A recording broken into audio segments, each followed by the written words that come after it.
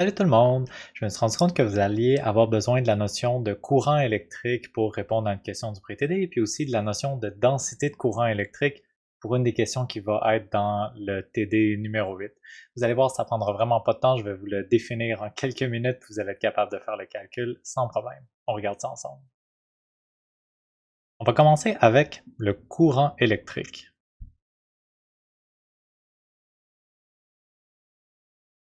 Alors, le courant électrique, il est représenté par la lettre I majuscule, qu'on ne va pas confondre avec l'intensité comme on parlait dans les deux derniers chapitres qui est en watts par mètre carré, mais là c'est juste, on utilise I comme pour l'intensité du courant électrique.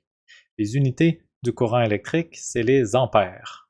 A majuscule pour ampère. Qu'est-ce que ça veut dire 1 ampère de courant électrique? C'est pas tellement compliqué. Imaginez que vous avez un fil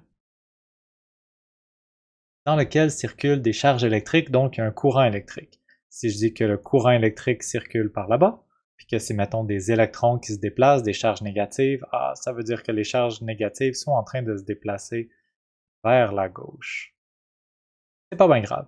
Un courant électrique, c'est, si je regarde à un endroit spécifique dans mon fil, mettons, comme je regarde à cet endroit-là, avec mes yeux, puis je compte le nombre de coulombs de charge électrique qui traversent cet endroit-là du fil en une seconde, ben c'est ça, 1 ampère.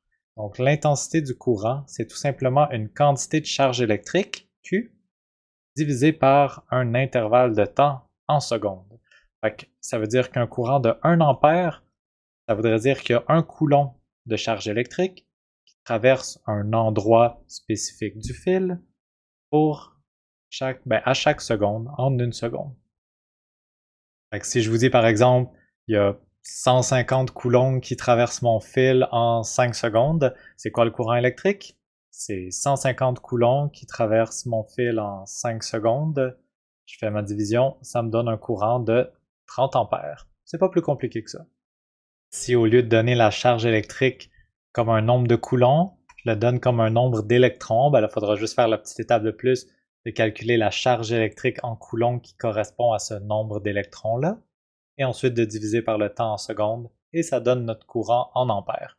Si on le veut en milliampères, un milliampère, c'est un millième d'ampère. Il va juste falloir faire une petite conversion d'unité.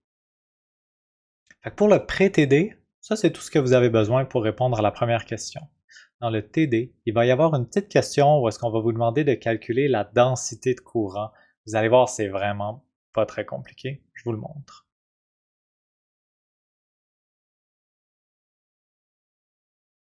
Alors, c'est quoi une densité de courant électrique? Ça veut juste dire, est-ce que le courant électrique passe par un gros fil ou par un petit fil? Est-ce que le courant électrique, c'est sur une grande région de la peau, une grande surface de peau, ou sur une petite surface de la peau? La densité de courant électrique, dans le fond, on viendrait juste regarder notre fil. Imaginez que je me coupe une tranche de fil, ça me donnerait un rond avec une certaine surface. Je prends la surface ici. Là, je vais utiliser la lettre A, pas pour dire ampère, qui est l'unité du courant électrique, mais pour dire R, qui est une surface. C'est un peu mélangeant, on n'a pas infini lettres.